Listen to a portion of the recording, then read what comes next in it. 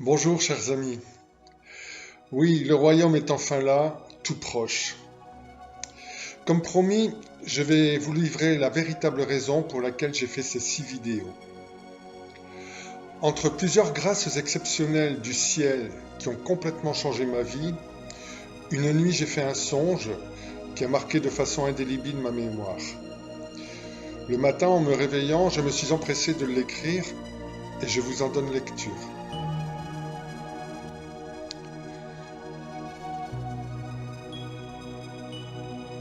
Je suis sur un genre de divan sans dossier, dans un angle d'une énorme salle, au plafond très haut. Sur le mur en face, à gauche, il y a une porte immense à 2 battants rectangulaires très hauts. Au-dessus de celle-ci, je vois un dessin représentant 2 êtres en tunique et cheveux longs. Ils ont l'air de sages. Je regarde ensuite l'immense plafond dans lequel je vois divers personnages vivants et de très beaux dessins. L'un des êtres attire mon attention. Il fait le tour du plafond en longeant un genre de moulure. Il est habillé d'une très belle tunique jaune étoilée. Je me souviens que lorsqu'il effectuait ce trajet, une personne terrestre est entrée dans la salle et a porté son attention sur moi sans pouvoir détourner la mienne du personnage. J'ai conscience de regarder des entités célestes. Arrivé au coin du plafond opposé de celui sous lequel je suis sur mon divan, il descend de par l'intérieur d'une colonne superbe en couleur, puis s'approche de moi. Il m'offre un genre de dépliant assez grand de 3 ou 4 volets, dans lequel se trouve un grand nombre de pièces de puzzle. Il est maintenant assis à côté de moi et m'explique ce que c'est.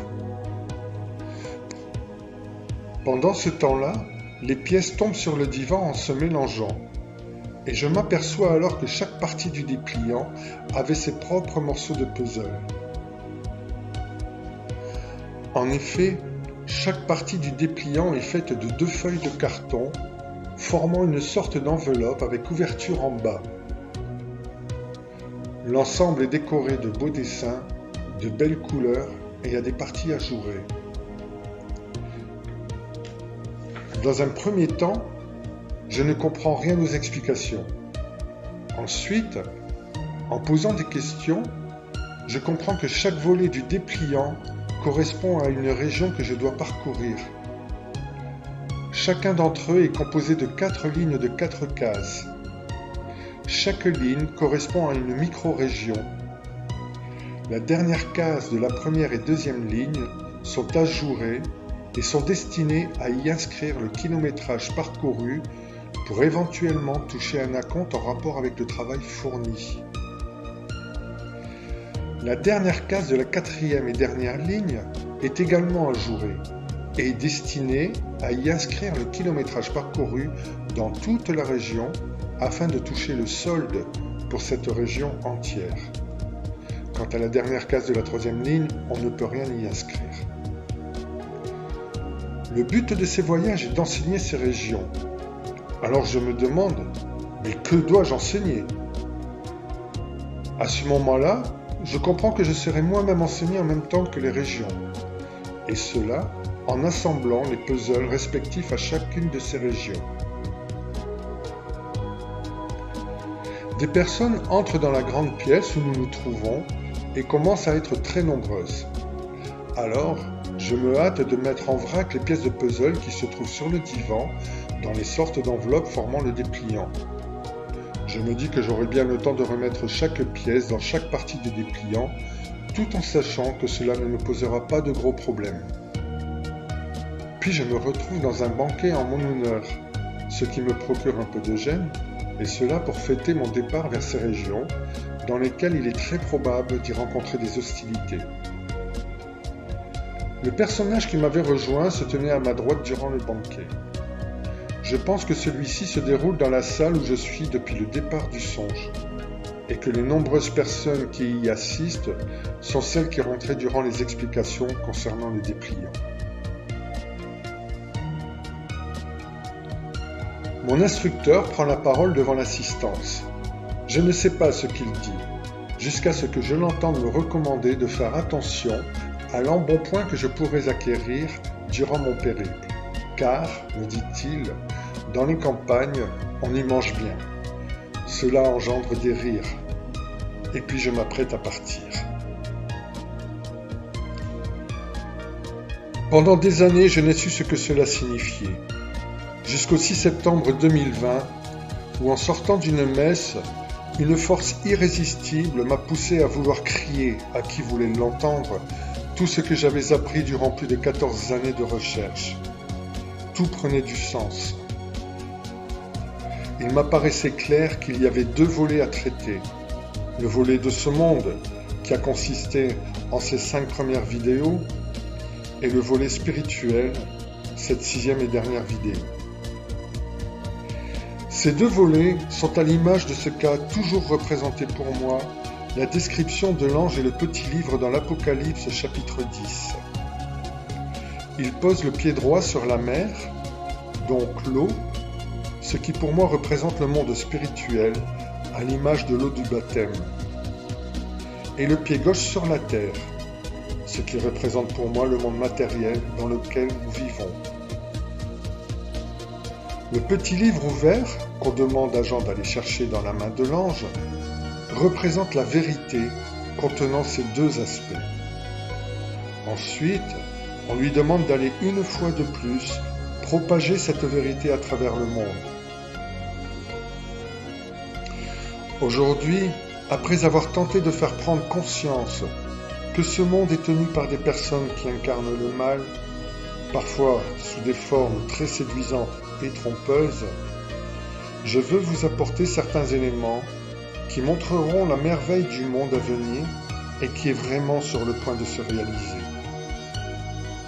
C'est notre héritage, prévu par la parole de Dieu depuis le commencement. Celui-ci, comme certains d'entre eux, nécessite une certaine droiture de laquelle nous nous sommes beaucoup trop éloignés petit à petit au fil des temps. C'est précisément cela qui explique l'état de délabrement et de violence de nos sociétés. Et je pense que ce que je viens de dire parle d'une manière ou d'une autre à des cœurs qui écoutent cette vidéo. Il est donc de la responsabilité de chacun de corriger le tir pour pouvoir gagner ses entrées dans ce nouveau monde promis par Dieu. La bête de l'Apocalypse dont parle Macron dans ma vidéo précédente est aujourd'hui blessée. Elle se débat et panique, d'où son empressement, comme il est prédit dans la Bible. Empressement à sortir des lois liberticides, empressement à mettre sur le marché les vaccins avec les conséquences désastreuses décrites antérieurement. Et tout cela dans l'unique but d'interdire l'accès à la totale liberté de Dieu, qu'il vous faut chercher autant spirituellement qu'avec les moyens multiples disponibles dans notre monde. Et bien sûr, comme il a été inlassablement répété au cours des siècles, vous avez de façon permanente la possibilité de demander à Jésus lui-même l'aide dont vous avez besoin, en n'oubliant jamais qu'il vous répondra au moment opportun. La réponse peut se faire attendre des années, mais le jour où elle vient, dans beaucoup de cas, il apparaît certain qu'elle vient de lui. Au moment où je vous parle, je ressens un immense bonheur, car je pense à un événement dont je sais de manière certaine qu'il se produira. Je parle de l'avertissement qui a été prophétisé à de très nombreuses reprises par Marie dans ses apparitions, par Jésus, par Dieu le Père et par quantité de prophètes. Certaines personnes ont eu le privilège d'expérimenter un petit avertissement, et j'en fais partie, comme je l'ai déjà dit. Ce sera une purification, une illumination de conscience qui dévoilera à chaque homme sur cette planète ce qu'est la sainteté et lui montrera l'état de son âme. Ceci amènera inéluctablement à la conversion d'un nombre incalculable de personnes d'une multitude de nationalités, de langues, de cultures différentes, comme il est dit dans l'Apocalypse. Cela me met en joie. Alléluia. Maintenant, je ne pense pas qu'il soit de mon ressort de vous décrire ce monde qui va s'offrir à nous. Bien sûr, j'en connais certains aspects paradisiaques, mais il y a tant de personnes qui savent infiniment mieux que moi le présenter que je préfère vous remettre entre leurs mains. Il faut dire aussi que ce sont les informations collectées de diverses sources fiables qui m'ont permis de me faire une idée assez précise de ce royaume merveilleux de Dieu et de la conduite à tenir pour y accéder. Ce que je veux dire, c'est que selon la personne, la présentation, le ressenti, les termes employés, etc., il peut y avoir des visions qui diffèrent un peu. Mais il y existe un très grand dénominateur commun. En fait, le fond est indiscutablement là. Pour cette démarche, certaines dispositions et qualités sont requises. La sincérité de la démarche, bien sûr. L'ouverture de cœur. La bonne foi. La capacité de se remettre en question. Le courage de regarder la vérité en face. Bref, l'audace d'être complètement honnête avec le plus profond de soi-même. Et bien entendu, de la patience, de la persévérance et de la pugnacité. Parmi les personnes que je vais citer maintenant et que je vous recommande, certaines d'entre elles ne sont pas sur la même longueur d'onde, ce qui n'empêche en rien que lorsque l'on prend du recul, une cohérence existe et se dégage nettement. C'est ce qui, à mes yeux, est important. Voici la première personne. Elle s'appelle Alan Rich. Alan Rich est particulier dans le sens où il a vécu un événement très exceptionnel. Et pour cause, il a vécu ce que vit Jean dans l'Apocalypse chapitre 1. Lisez les versets de 10 à 18. Ensuite, visionnez la vidéo de 7 minutes 17 d'Alan Rich qui s'intitule « J'ai vu Jésus ». La deuxième personne est Maria de la Divine Miséricorde, qui a été comme tout vrai prophète, salie, rejetée, vilipendée, etc., et qui a prophétisé le 11 février 2012 la démission de Benoît XVI le 11 février 2013. Maria de la Divine Miséricorde ramène les messages de Jésus dans lesquels j'ai trouvé, à mes yeux, les plus belles descriptions du royaume qui s'en vient. Vous pouvez trouver tous ces messages sur le site qui s'affiche. À l'heure où je vous parle, je n'ai lu que les messages qui couvrent la période du 5 septembre 2012 au 21 janvier 2013, ce qui vous donne une indication pour rechercher ce que j'ai trouvé. Ensuite, il y a Fabienne Guerrero, qui est une catholique pure et dure, qui ne manque pas d'intérêt de mon point de vue, car elle dispense très favorablement les recettes pour se préparer à affronter les tribulations, pour se préparer en vue de l'avertissement et pour se préparer à accueillir Jésus et rentrer dans son royaume.